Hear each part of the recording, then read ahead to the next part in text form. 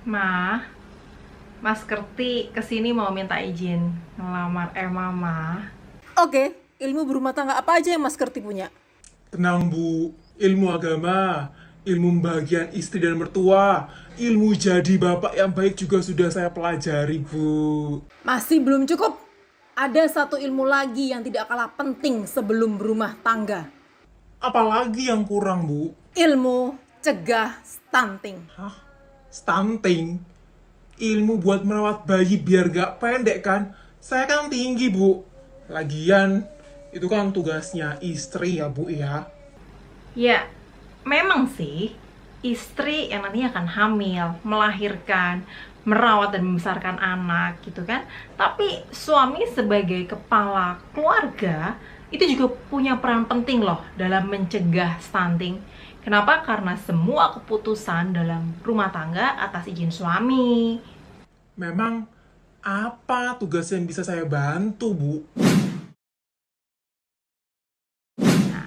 Stunting adalah kondisi gagal tumbuh pada anak balita akibat kekurangan gizi kronis sehingga anak terlalu pendek untuk usianya.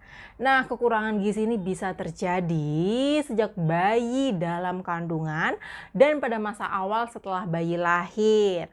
Akan tetapi biasanya kondisi stunting baru terlihat setelah bayi berusia 2 tahun. Tidak hanya postur yang lebih pendek, stunting juga dapat menyebabkan perkembangan kognitif, motorik, dan verbal yang tidak optimal, IQ bayi lebih rendah, peningkatan resiko terkena penyakit saat balita, serta untuk dampak jangka panjangnya, postur tubuh lebih pendek, produktivitas dan kapasitas kerja yang tidak optimal, meningkatnya resiko menderita obesitas, diabetes, dan penyakit bawaan lainnya, serta menurunnya kesehatan reproduksi. Masalahnya, ketika anak sudah mengalami stunting di atas usia 2 tahun, maka akan sangat sulit untuk mencapai tumbuh kembang yang optimal.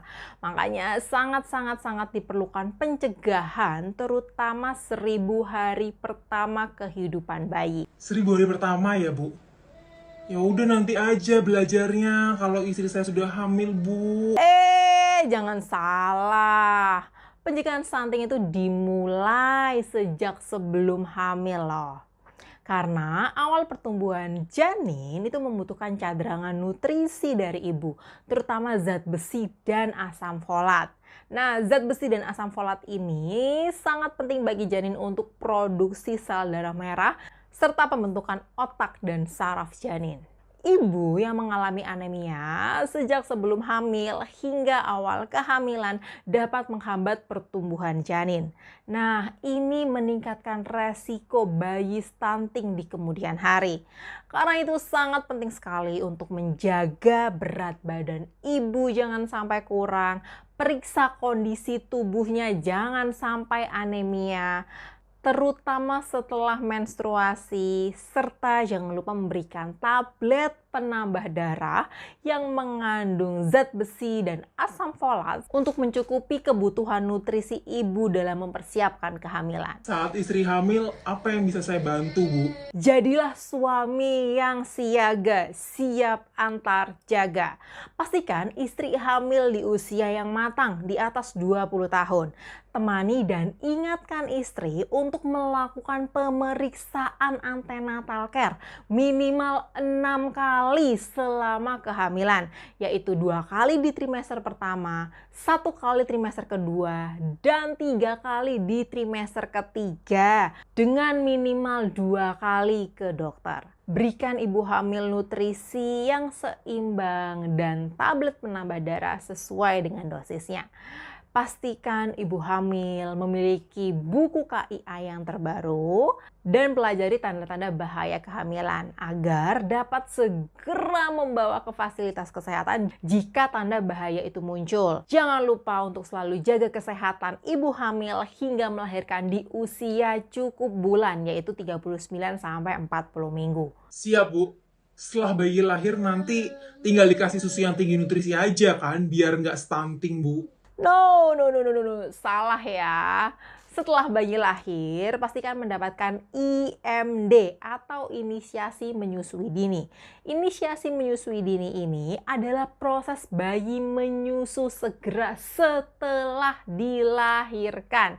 Oke, jadi bayi dibiarkan mencari puting susu ibu sendiri dan melakukan kontak kulit langsung dengan ibunya. IMD bermanfaat untuk membantu meningkatkan daya tahan tubuh bayi. Sangat membantu dalam keberlangsungan untuk pemberian ASI eksklusif dan lama menyusui.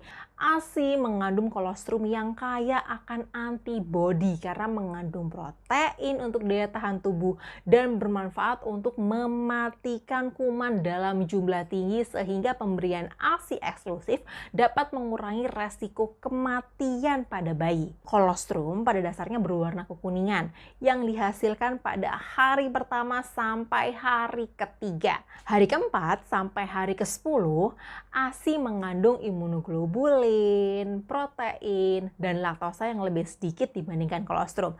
Tetapi lemak dan kalorinya lebih tinggi dengan warna susu yang lebih putih. Nah, peran suami sangat penting untuk membantu ibu memberikan ASI eksklusif selama 6 bulan.